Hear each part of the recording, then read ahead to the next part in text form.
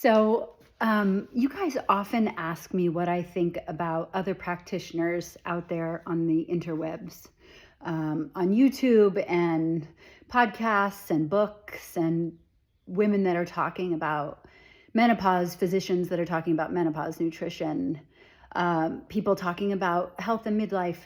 And here's the dilemma that I have. First of all, I love anyone that's talking about this because they're trying to help. They're dedicating their life to all of us who are trying to look and feel better in our bodies and age strong. So that's number one. Same with physicians. Even though physicians are lacking in a lot of areas, they're doing the best they can. They're doing what they're taught, and they don't have a lot of time to learn the things that they weren't taught in medical school. So I am not dropping any shade, I don't know what we say, on any of these people. However, and also, part of the reason that I don't recommend other people often, usually, is because 95% of what they say can be amazing, and then they'll say something just absolutely that I disagree with. And it's really hard for me to say, go listen to X, and then not have a person think that I am supporting or endorsing everything that they say, if that makes sense. So, for example, there is a hormone doctor who has been practicing for many, many decades. She is old guard. She knows what she's talking about. I love her. I was just listening to an incredible YouTube talk or podcast that I was like, I'm definitely sharing this. This is like, boom, right on, right on, right on. Talking about women and metabolism and hormones and how insulin and cortisol and muscle loss, all these things that I talk about, impact our health and well-being. And then she said, but don't do any of this stupid stuff like follow a ketogenic diet. If you want to follow a diet, do a vegan diet or use the fasting mimicking diet called prolon therapy, created by a scientist called Walter Longo, I think. Walter Longo, I'm not sure how you pronounce it. And it was like, when the record screeches, screech. And I just thought, no. And here's why. Let me tell you. So when people hear ketogenic diet, they think of the fad ketogenic diet, which is like eat the bacon and the cream and the butter and the salami and fat and fat bombs. And this is the therapeutic ketogenic diet that was originated to actually relieve seizures in kids with epilepsy. Still used today, by the way. They don't use it for adults because they say it's too hard, even though it's more effective for reducing seizures than any medications that we have available still. So what happens when you're on this ketogenic diet, you're basically reducing or eliminating carbohydrates. And therapeutic ketosis, you actually keep protein to a minimum also, because protein can be converted to glucose if it's needed and the body isn't making it. So because they're trying to get the brain filled with as many ketones as possible to relieve seizures. Now, the other thing that this traditional therapeutic ketosis does is that it greatly reduces your appetite. It's not great for muscle gain because you're eating so much fat and you're not eating enough protein often. You're eating some.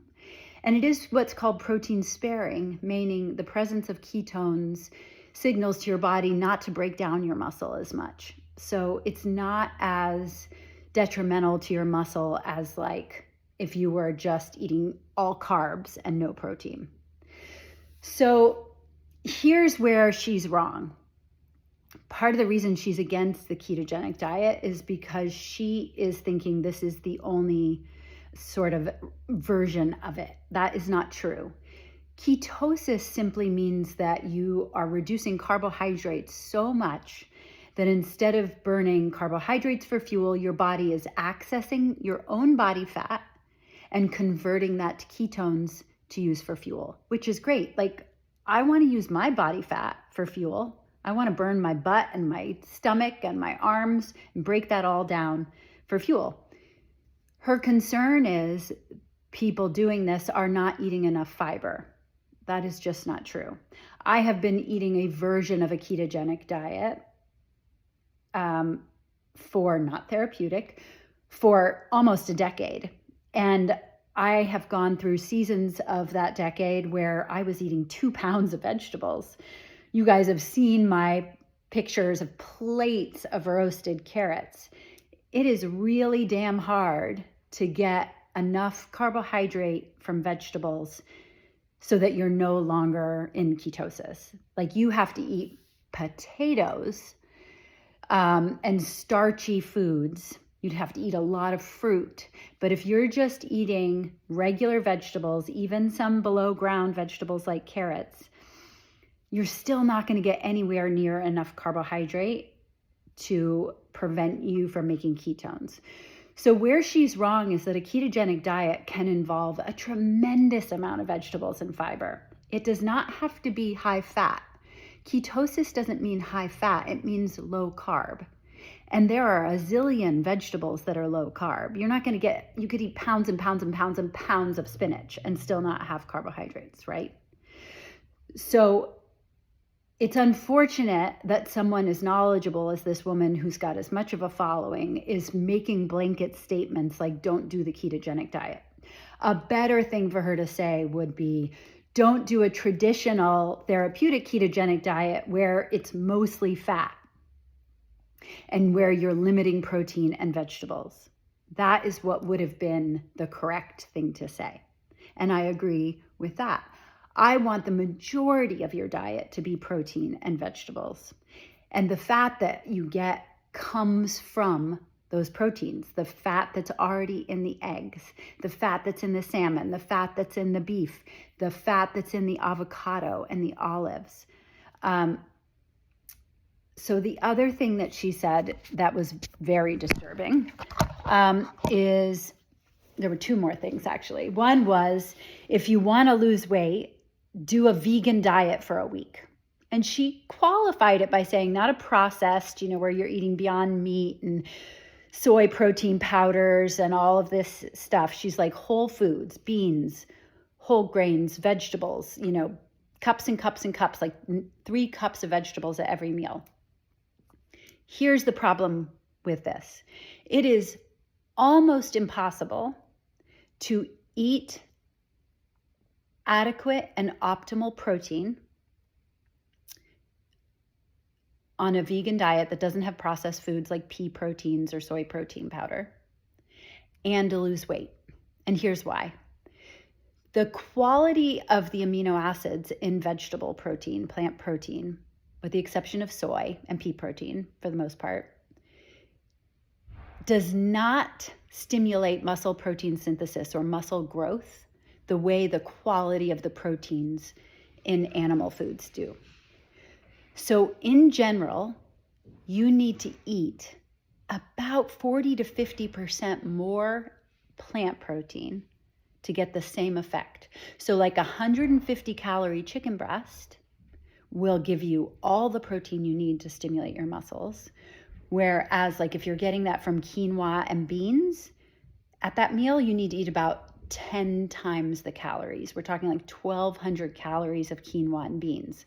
So if you're trying to do that 3 times a day to really protect your muscle, which is key after 40, you're getting 3,000-4,000 calories just from trying to get your protein alone. And we're not even talking about fruits and vegetables and olive oil and avocado and nuts and seeds. I mean, you could easily get 4,000 calories. You're never going to reduce body fat with that level of food consumption, unless maybe if you're 20 and you were super active and super muscular, but the average woman who's in midlife or older trying to lose weight is under muscle. They have not nearly enough muscle to run their metabolism. They're insulin resistant. They're low on hormones. They've got everything going against them. So a vegan diet is like the absolute worst thing you could do. And you are more than likely not going to be able to eat that much 3 times a day. So you are going to lose muscle over that week. So I 1000% disagree with her on that. And it's really unfortunate because she super promotes muscle and eating protein. And so I don't know how she can say those two conflicting things. The third thing that she promotes that I disagree with very significantly for our age group and older is something called prolon therapy. And this is essentially a fasting mimicking diet. It is a pre-packaged meal plan. I'm sitting on a sheepskin rug and like the fluffs are, by the way, I'm obsessed with sheepskin rugs. On Etsy, there is a shop in Iceland and they have the most amazing, like 8-foot long sheepskins for, $600 or something, which is unheard of. And they vacuum pack them into this small thing and ship them to you. And then when you open them, it's like the sheepskin pops out. It's just incredible. Like I would literally cover every surface of my house. It's just so warm and so cozy and I love it. Anyway, total side note. My poor husband, when he met me, he was like, really? What is up with all the sheepskins? And then I got rid of a bunch and then I got them all over again. But I'm still getting these fluffs. So here's the thing. This is a pre-packaged fasting mimicking. And what fasting mimicking means is that you're mimicking the physiological effects of fasting without fasting. So you're getting this tiny amount of food stuffed with nutrients. So you're not actually missing out on a lot of nutrients while only getting 900 calories. Here's the problem. You're not getting any protein in this program. And so it doesn't, yes, you're getting some vitamins and minerals. You get like these 100-calorie soup mixes and these drinks, like these herbal teas. It's kind of garbage. And even though a very famous scientist created it, it's not the way to go. If you want to do fasting mimicking, like eat 2 small meals, or like even better, like eat 2 big salads and you would create the same thing. It's just not great because here's what happens. We are women over 40. We have to do everything in our power to hold on to every single drop of muscle we have and everything in our power to make more, because muscle is the organ of longevity, as Gabrielle Lyon says. As I say, protein is the fountain of youth. Muscle is your retirement account. If you don't have optimal muscle as you age, it's over. It's just all over. Not only are you going to struggle with your weight, you're going to have osteoporosis. You could fall. There's a high chance of death falling after 65. And 50% of the people that don't die, they are never the same. At 65, that's 12 years away from me. That is not old. We have got to hold on to muscle, and doing a 5-day fasting program is not the thing that you want to be doing. And so I really, really disagree with this. All we need to do is eat a lot of protein at every meal. Eat a lot of vegetables for fiber. Eat the fats that come naturally packaged in our food. Get a lot of sleep. Go to bed at a regular time. Reduce stress. Walk. Lift weights. Get some sun. Laugh. Love. Play. That's it. That is the secret. That's it. That's all there is. Now, this is going way over the 10 minutes I intended. I am all for the extras. I have a red light therapy mask. I cold plunge. I sauna. I take supplements. I use crazy stuff on my face. I'm all for it. But none of that matters until you get the basics. It just doesn't. The only exception to that is hormone replacement. That is not a supplement. That is giving your body back something that it stops making. We are not